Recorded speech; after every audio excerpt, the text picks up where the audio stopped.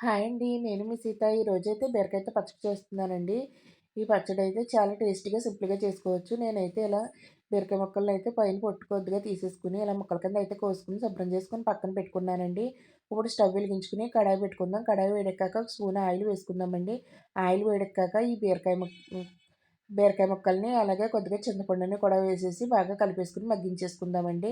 మూత పెట్టి మగ్గించేసుకుందాం. ఇలా మగ్గిపోయిన ఆటిలనైతే ఒక ప్లేట్ తీసుకొని ప్లేట్‌లో అయితే వేసుకొని పక్కన పెట్టేసుకుందామండి. ఇప్పుడైతే కడాయిలో కొంచెం ఆయిల్ వేసుకొని కొంచెం వేరుశనగ గుళ్ళు అలాగే పచ్చిమిర్చి, ఎండుమిర్చి కొంచెం ధనియాలు వేసుకొని వేయించేసుకుందామండి. చల్లారిన తర్వాత మిక్సీ జార్ తీసుకొని మిక్సీ జార్‌లో అయితే ఓ 4 ఎల్లుల్లి రెబ్బలు వేసుకొని ఇలా కోర్స్‌గా అయితే ఆడేసుకుందామండి. ఇలా బీరకాయ ముక్కలను కూడా వేసేసుకొని ఆడేసుకొని రుచికి తగ్గ సాల్ట్, చిటికెడు పసుపు కూడా వేసేసుకొని ఆడేసుకుందామండి. ఇలాగ ఆడించేసుకున్నాక ఇలా తాలింపు అయితే పెట్టేసుకుందామండి. తాలింపు లేకపోయినా సూపర్‌గా ఉంటదండి. ఆగండి, ఆగండి. వెళ్తూ వెళ్తూ ఒక లైక్ చేసి వెళ్ళండి.